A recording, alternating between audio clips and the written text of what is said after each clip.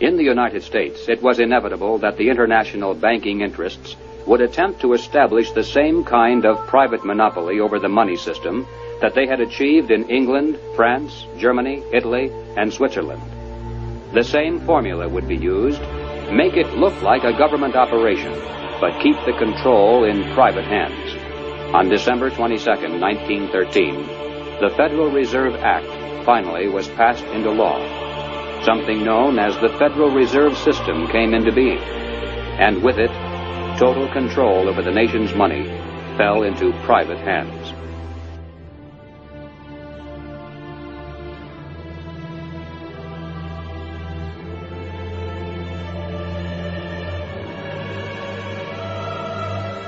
The Federal Reserve System solely is responsible for creating money in the United States. The Treasury prints only what the Federal Reserve tells it to print. The far greater amount of checkbook money is also determined by this group. Yet it is not a government agency and is entirely beyond the reach of the American voter.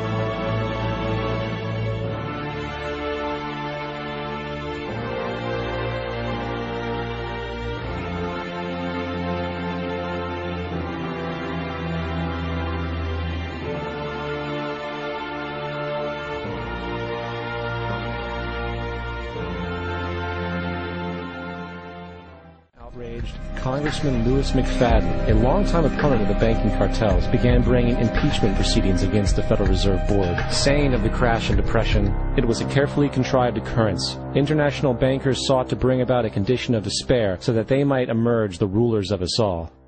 Not surprisingly, and after 2 previous assassination attempts, McFadden was poisoned at a banquet before he could push for the impeachment.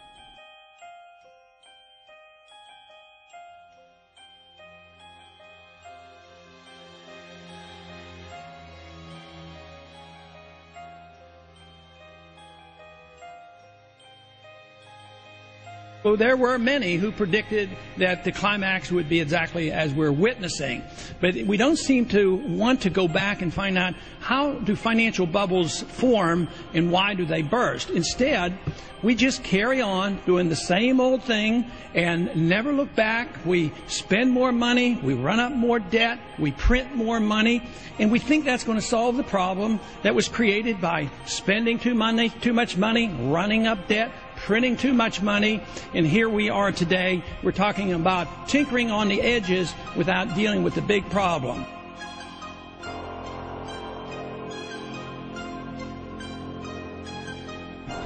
The Federal Reserve has literally created $8 trillion here in the last several months, at least an obligation.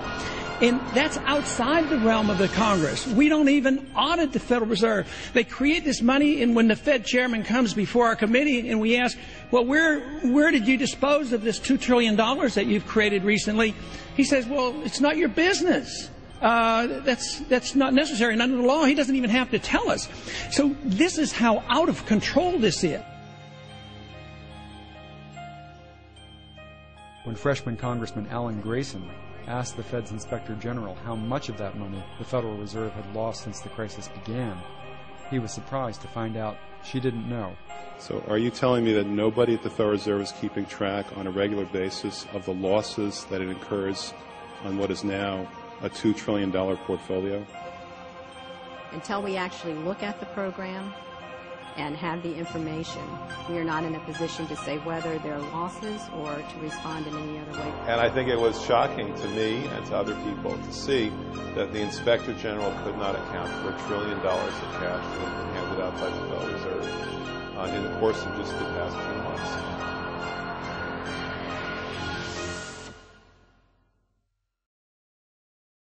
For every single dollar produced by the central bank is loaned at interest. That means every single dollar produced is actually the dollar plus a certain percent of debt based on that dollar.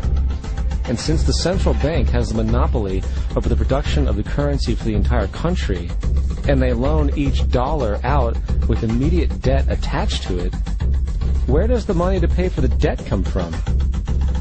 It can only come from the central bank again.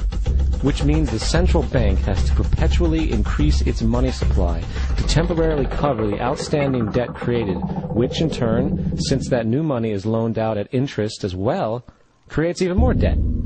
The end result of this system without fail is slavery, for it is impossible for the government and thus the public to ever come out of the self-generating debt.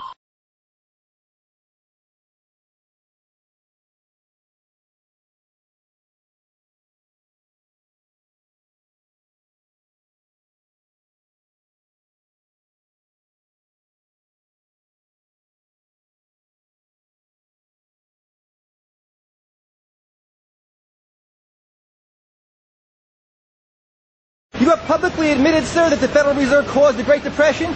Can you guarantee the American people that they will not cause another Great Depression here, sir?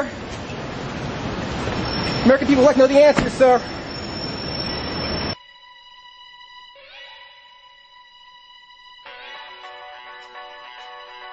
So with the Federal Reserve, you have inflation and debt.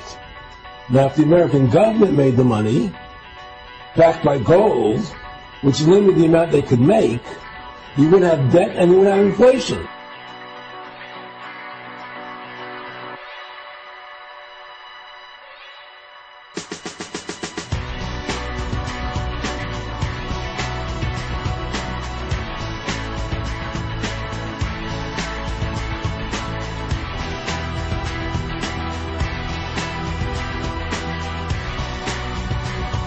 We've given these people the authority to create money out of thin air.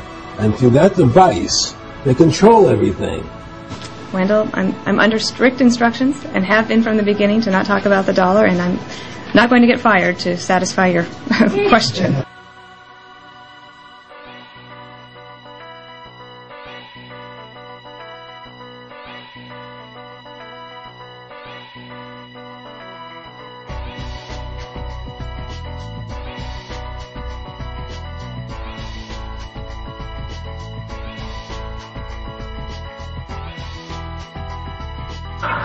There is no authority in the Constitution authorizing a central bank, which means there should be no Federal Reserve System.